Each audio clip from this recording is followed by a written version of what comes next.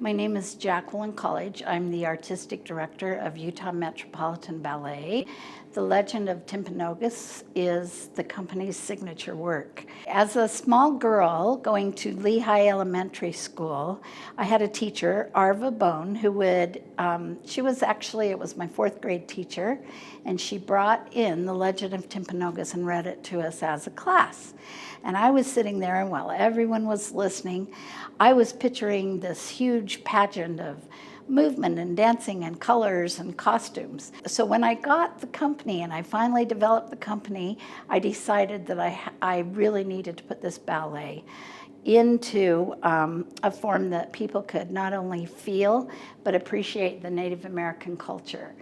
Back in the beginning when we were putting this whole ballet together, one of my favorite memories was when we were able to work with Julius Chavez, who played the chief, and he was so amazing. He came into the studio and early on and made sure that everything that we were doing in the ballet was respectful to the culture and yet told the story of the legend.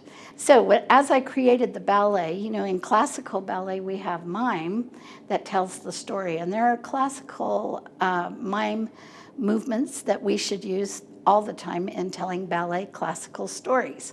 Well, this was a Native American tale, and so I felt like I wanted to have it very authentic. And so I started with the Metropolitan, and I have the dancers swearing their love to the sun and the moon and the stars. And I just put things in musically so that it would fit as I created the ballet. And then I asked Julius to come in and give me pointers. So Julius came in and worked with us on the Native American Sign Language. When he looked at what I did in the Meadow Paw, I was expecting him to go over and correct everything, and he turned to me and he says, "You've said it." And so I knew right then that this was a wonderful collaboration. My name is Mike Babbitt.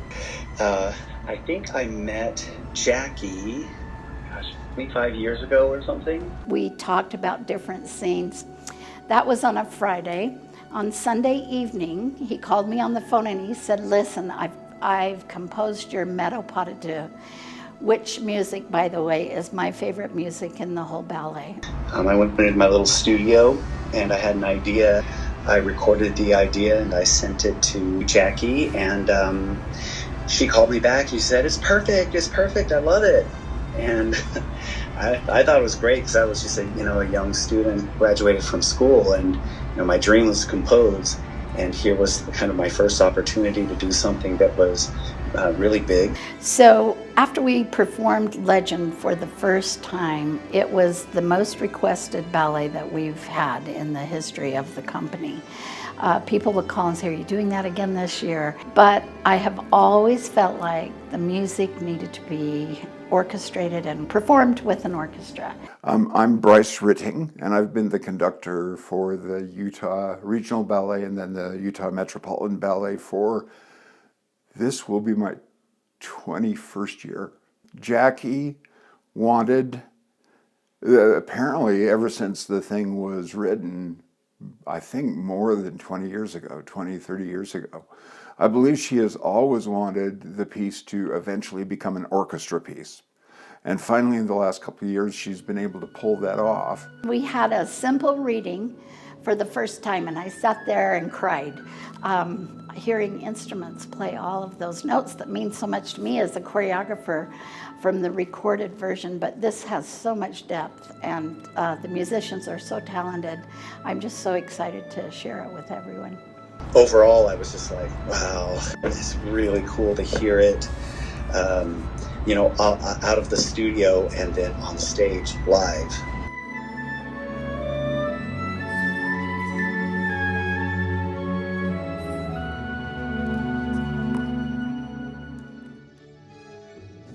My daughter Heather danced the very first part, and that was a thrill to be able to choreograph and create this for her.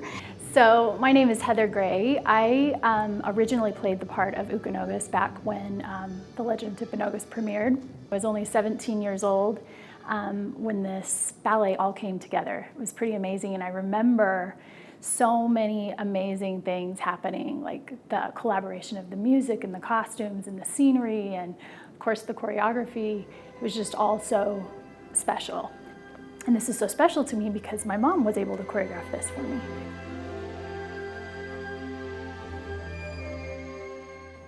Over the years, I've loved being able to coach dancers to be able to do Timpanogos. I can still dance every step in my head. My body can't do it anymore, but in my head, I know every count, every step. And so it's so fun to be able to share that with other dancers. Working with Jennifer Christie has been a real joy.